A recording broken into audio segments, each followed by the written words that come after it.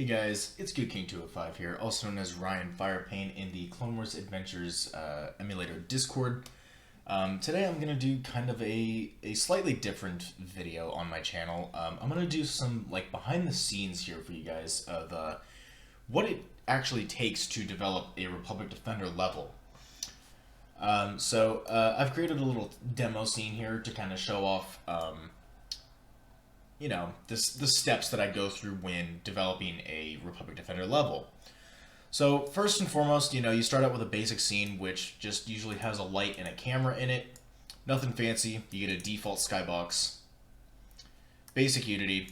First thing that I will do is I will go in here and create a 3D object, and I will create a terrain. And usually my Unity doesn't take this long, but, Unity likes to be slow, especially with big projects like this. So we'll give it some slack and give it some time here. But usually you start out, add a terrain in. I should also mention, while this is kind of loading, I will break this down. There's really three big steps to development of a Republic Defender level. The first step is creating the maps. That sounds easy, but, each of these three steps have their own, sub-steps in them that I will kind of walk through. This is going to be a bit of a longer video, so bear with me. Okay, so this is all loaded in. But yeah, so map design is typically the first thing that is done, because, you can't do the rest of the steps without having the map. Second step is actually adding in the enemies, adding in the turrets, etc., anything that's needed. And then step 3 is polish, bug fixing, making slight adjustments, slight tweaks to the maps if needed. So let's dive right on into the map aspect of it here. So as you can see, I've got my Unity terrain here. Typically, what I will do first is I typically do the terrain. Oop, that's a very large brush. I don't need it quite that large.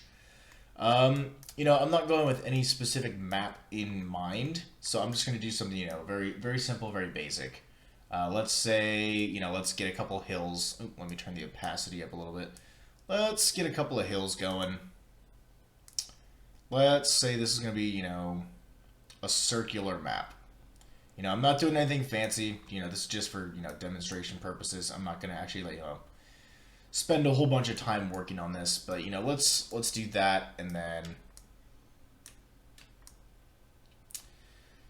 what we can do too is let me actually set the height up a little bit here. Oh, actually I should be able to do this already. Come on, terrain.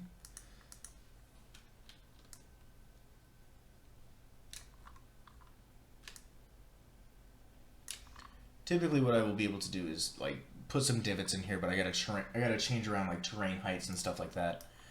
So yeah, we'll make this a really simple circle. Typically, start out with terrain, get all the layouts done. Then the next step, textures.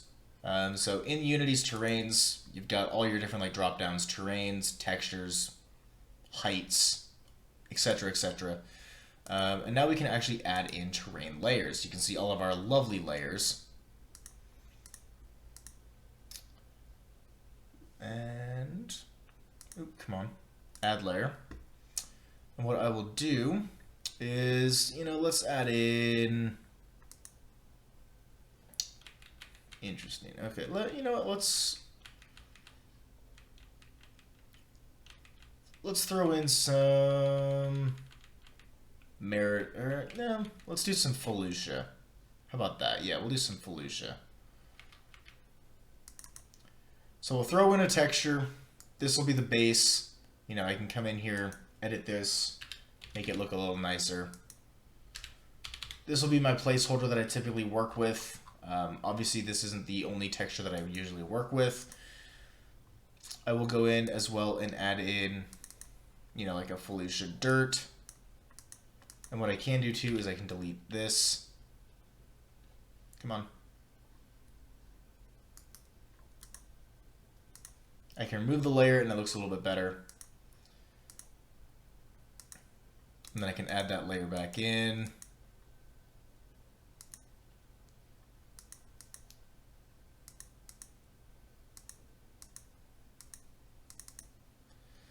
And then what we can do is we can texture it however we want, like so. You know, nothing fancy. I'm not going to show off adding in a whole lot of plants because that's a lot of ancillary work. And then I will also add in a path because I gotta have a path. There we go, Felicia path. And we'll do something nice and simple. Let's do something, you know, just something super simple, like so. Make a 90-degree pattern. This will be our start, this will be our finish. So,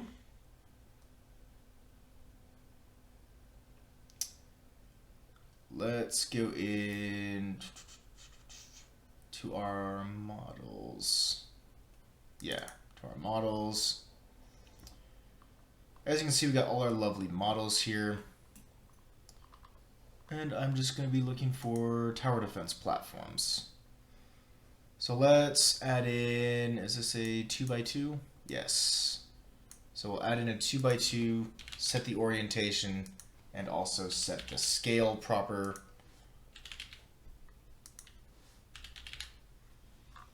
Like so. And then we can move it as needed, like so. And then, of course, you've got to apply textures. So this is platform,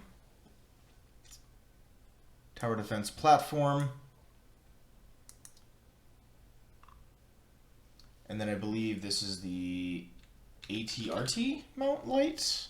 Yes. And that's essentially the basics. If you want to add in plants, it's the same concept of adding in, you know, like the platforms and stuff, just adding in the plants in the environment. Simple. That's the, you know, the crash course version of designing Republic Defender maps. Obviously, you know, it takes a lot longer this in actuality. Some maps do take longer than others. When I was designing the Felicia maps, those would take me anywhere from 2 to 3, maybe even 4. Level 6 took me about 4 weeks to do. And then, you know, you get maps like the Mustafar levels, where I was able to do all 3 levels in 1 month. So, you know, some levels really hard to do, some levels not so hard to do.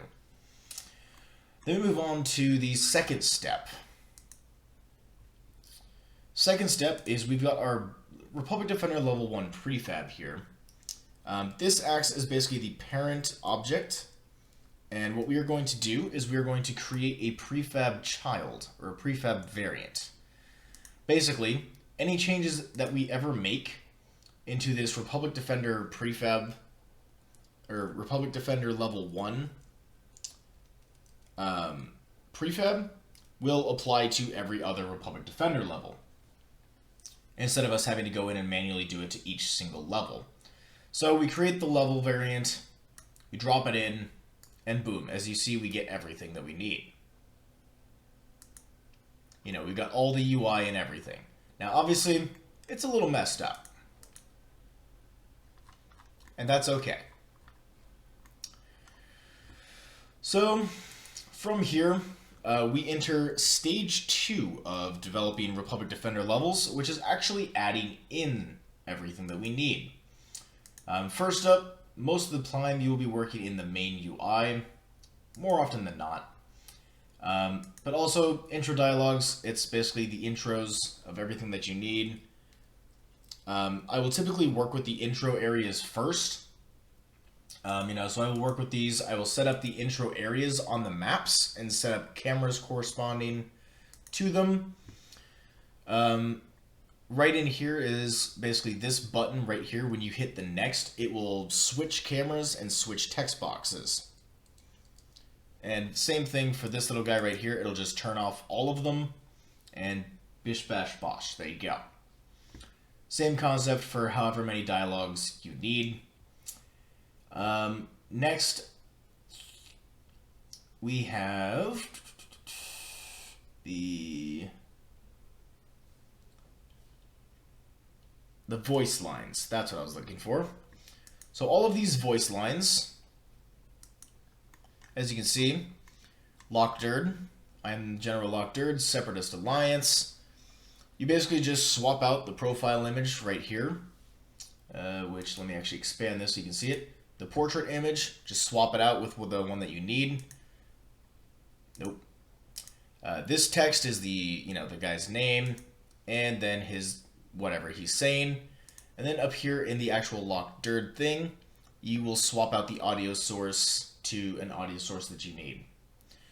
And then if there's another dialogue that plays directly after this, basically, like Lockderd 2 plays right after Lockderd 1. So, to be expected, Lockderd 2, you will set him to activate.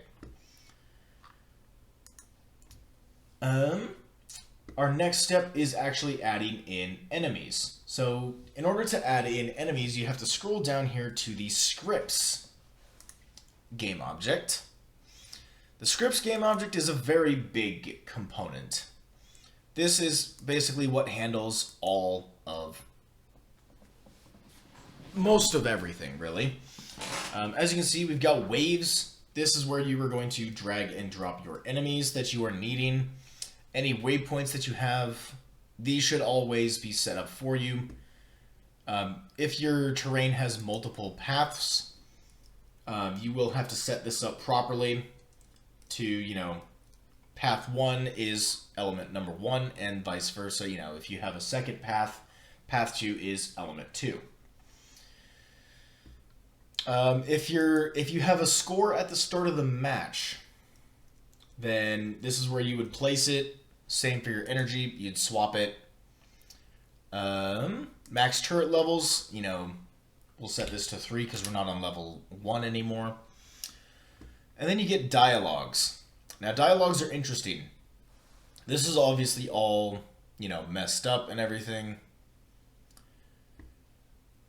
But basically, you come in here, you can select all of this stuff.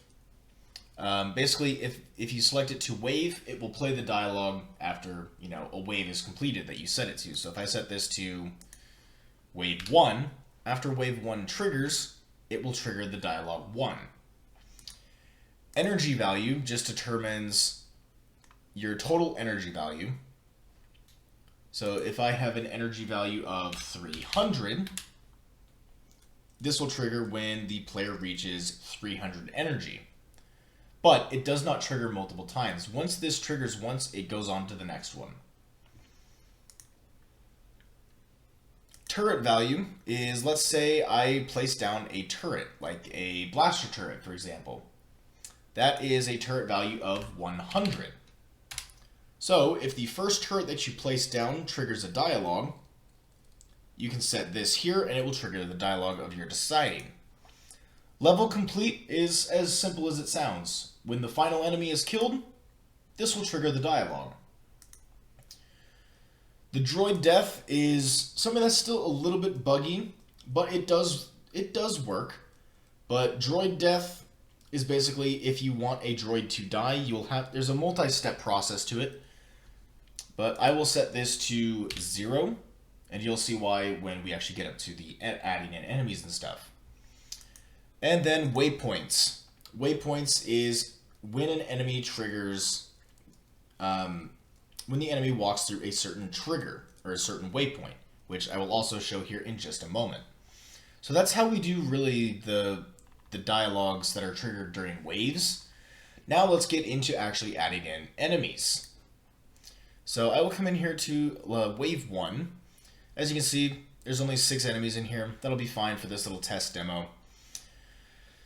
So, first up, we've got our enemies bank here that we can go into. Also, let me do this. Useful little tool right here for anyone trying to learn Unity. If you don't want to lose this in your inspector, you can hit this little lock icon, and if I come in here and do this, this won't go away.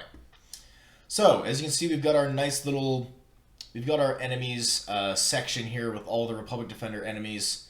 I'm going to plonk in a standard battle droid, and that's how we add in enemies, essentially. If the enemy drops a power-up, you will do something like this. Come into the power-ups, and let's say he drops a thermal detonator, right?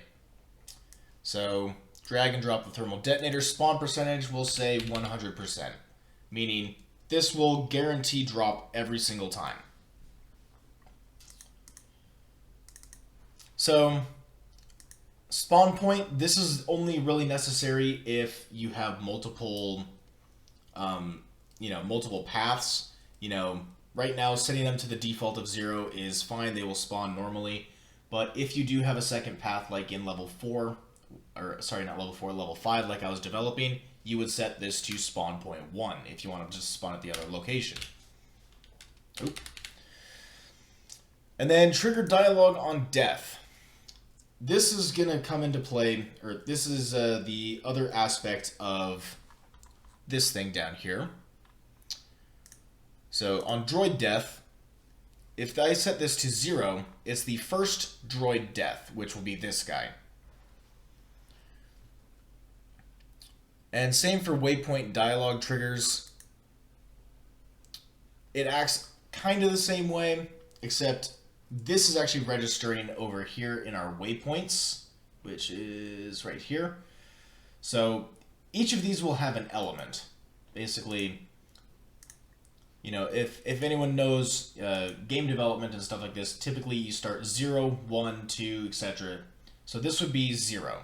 Meaning that as soon as this enemy passes element 0, it will trigger the dialogue.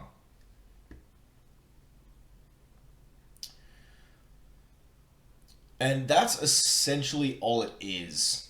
Oh, I should say as well, like if I were to bring in a STAP, you also have to mark on them, if it's an air unit, you just click the little checkbox that says air unit. Vice versa, let's say if this was the defoliator tank that was in level 3, you'd mark it as a boss.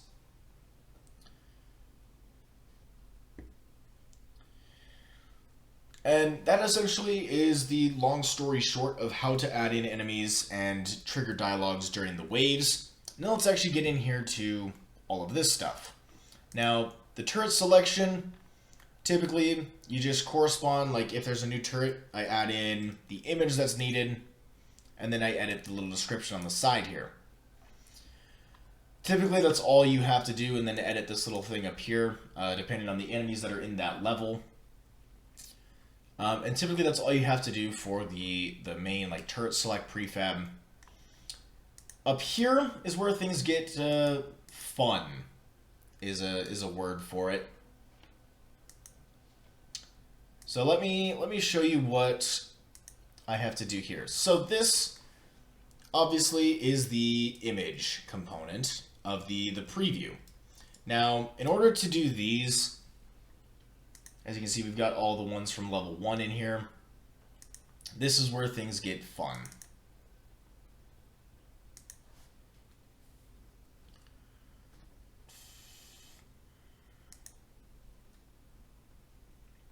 Yeah, this is where things are going to get fun. So you come in here to the UI, and you'll have to scroll way down here to all the enemy icons. And essentially, all the enemies that you just placed, guess what? You come in here, let's say you've got a set of 6 standard battle droids. Well, you drag this in here, drop it, and then you get to move this bad boy to wherever it corresponds with how fast they spawn behind each other.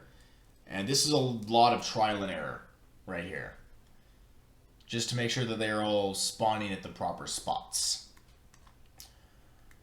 So that is the too long don't read of actually adding in enemies and stuff like that.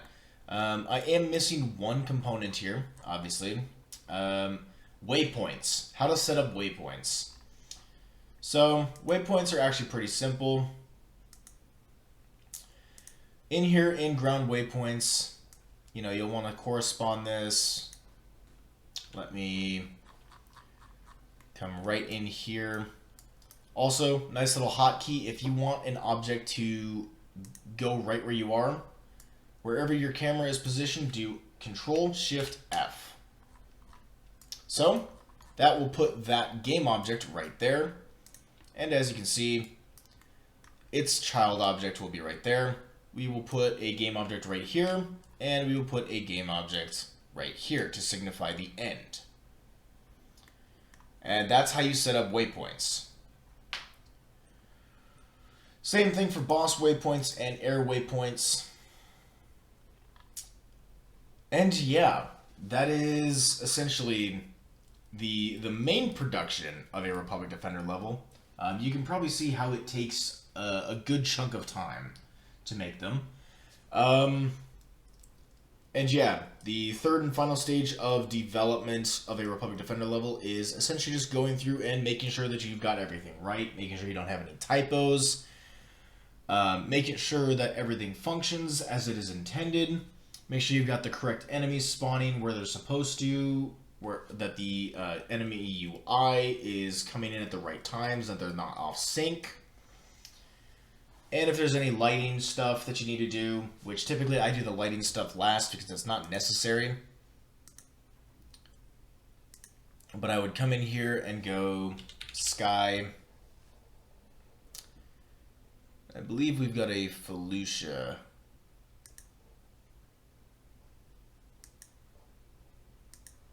I think it's this one? I'm pretty sure it's this guy. Yeah, I'm pretty sure it's this guy that we use, yeah, for a Felucia level. And then there's some trickery as well that you would put in with some lighting stuff, like you'd put in, like, if you want shadows and stuff, you'd put a plant coverage thing up top, and the lights would shine down on it.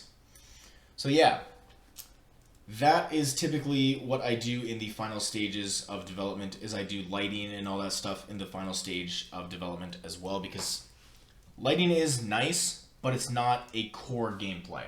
You want to make sure that you've got the core of a level done first and foremost before you get anything, before you get all the decorative done. So that's how I typically do it. Maps first, enemies and everything else second, and then polish and lighting in the final stage. And then, the update comes out and you see if there's a bunch of bugs in your level and you go through and fix it. So, yep, thank you guys so much for watching this little, behind the scenes. Hope you guys enjoyed it. Hopefully, if any of you are trying to learn Unity stuff, I know this was a very quick video and not super, super detailed, but hopefully I was able to give you guys a little bit of some insight as to what we do with Republic Defender levels. Goodness, I can't speak. Republic Defender levels with the Clone Wars Adventures emulator. I do plan on making some more of these behind-the-scenes videos in the future, so stay tuned. Thank you guys so much for watching. I will catch you guys in the next video. Peace out.